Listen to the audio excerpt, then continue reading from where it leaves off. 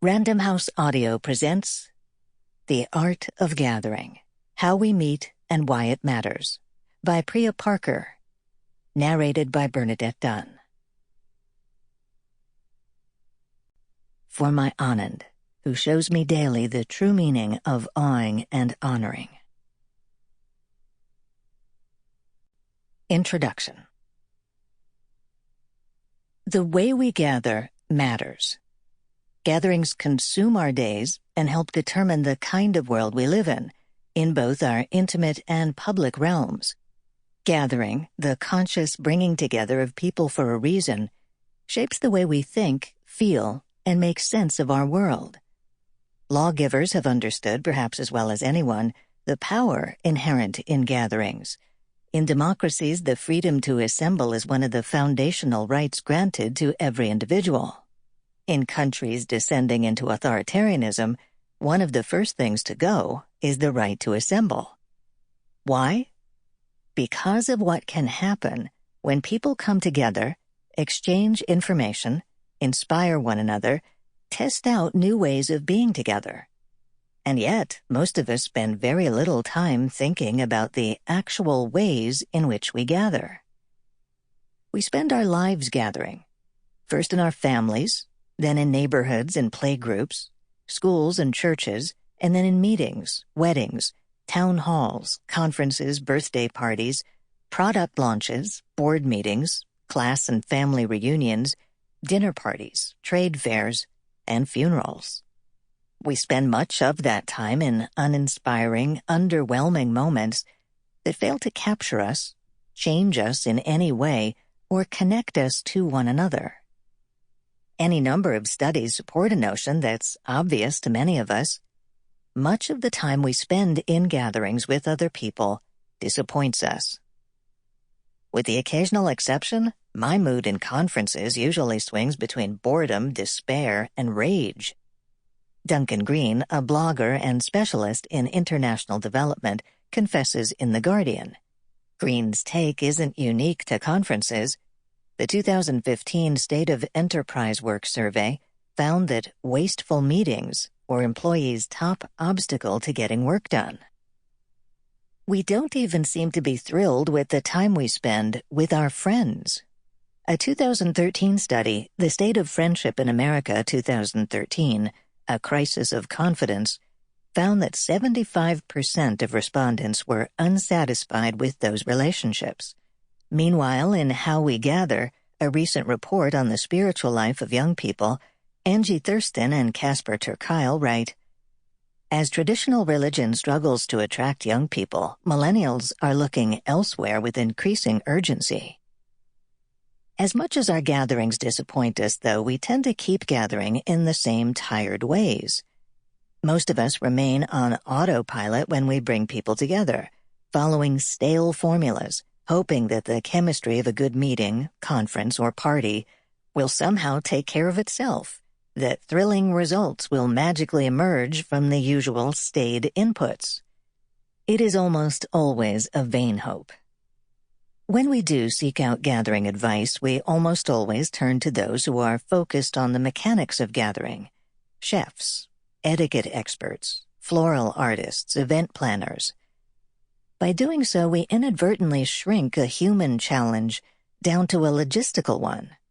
We reduce the question of what to do with people to a question of what to do about things: PowerPoints, invitations, AV equipment, cutlery, refreshments. We are tempted to focus on the stuff of gatherings because we believe those are the only details we can control. I believe that's both short-sighted and a misunderstanding about what actually makes a group connect and a gathering matter. I come to gatherings not as a chef or an event planner, but as someone trained in group dialogue and conflict resolution. I've spent much of the past 15 years of my life studying, designing, and advising gatherings whose goals were to be transformative for the people involved and the communities they were trying to affect. Today, I work as a professional facilitator. Though there are many of us around, you may never have heard of us. A facilitator is someone trained in the skill of shaping group dynamics and collective conversations. My job is to put the right people in a room and help them to collectively think, dream, argue, heal, envision, trust, and connect for a specific larger purpose. My lens on gathering, and the lens I want to share with you, places people and what happens between them at the center of every coming together. In my work, I strive to help people experience a sense of belonging. This probably has something to do with the fact that I have spent my own life trying to figure out where and to whom I belong. I come on my mother's side from Indian cow worshippers in Varanasi, an ancient city known as the spiritual center of India, and on my father's side from American cow slaughterers in South Dakota. To cut a very long story short, my parents met in Iowa, fell in love, married, had me in Zimbabwe, worked in fishing villages across Africa and Asia, fell out of love, divorced in Virginia, and went their separate ways. Both of them went on to remarry, finding spouses more of their own world and worldview. After the divorce, I moved every 2 weeks between my mother's and father's households, toggling back and forth between a vegetarian, liberal, incense-filled Buddhist-Hindu New Age universe and a meat-eating, conservative, twice-a-week church-going evangelical Christian realm. So it was perhaps inevitable that I ended up in the field of conflict resolution. I discovered that field in college when I became interested in, and anguished by, the state of race relations at the University of Virginia. Upon graduating, I worked in communities, in the United States and abroad, to train leaders in a group dialogue process called sustained dialogue.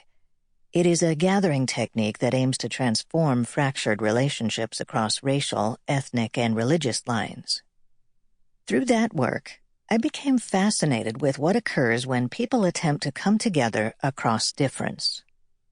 In the years since, I have applied the methods of conflict resolution in a variety of settings and to a great variety of problems. I've run meetings in 5-star hotels, in public parks, on dirt floors, and in college dorm rooms. I've led sessions with villagers in Western India, grappling with how to rebuild their community after ethnic riots, and with Zimbabwean activists fighting the threat of a government shutdown of their NGOs. I've worked on dialogues between Arab opposition leaders and their European and American counterparts to explore the relationship between Islam and democracy. I've designed gatherings for state and federal officials in the United States to figure out how to revitalize a national poverty program for a new generation. I've facilitated gatherings for technology companies, architecture firms, beauty brands, and financial institutions, helping them hold complicated, difficult discussions about their future. I live in New York City, where people gather a lot. I am often a host and often a guest, and in both roles I am endlessly intrigued by the small and important interventions we can all make to help groups gel. Among my friends and relatives, I am the person people text or call with questions like, should my work dinner have a guided conversation around a question, or should we just let people chat? And how should we handle the one blabbermouth church volunteer? How, a half-Muslim, half-Christian immigrant friend asked me, might she come up with her own version of a Jewish Shiva to mark the death of her father in Germany with friends in New York who never knew him? In all my gatherings, whether a board meeting or a birthday party, I have come to believe that it is the way a group is gathered that determines what happens in it and how successful it is, the little design choices you can make to help your gathering soar. So the art of gathering is part journey and part guidebook. It is for anyone who has ever wondered how to take an ordinary moment with others and make it unforgettable and meaningful. My hope is that this book will help you think differently about your gatherings.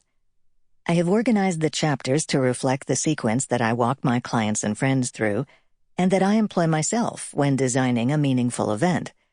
Though there are certainly some principles that I believe apply to even the simplest of gatherings, You need not follow every suggestion or step in this book. You are the best person to decide what will be helpful for you. Sample complete. Ready to continue?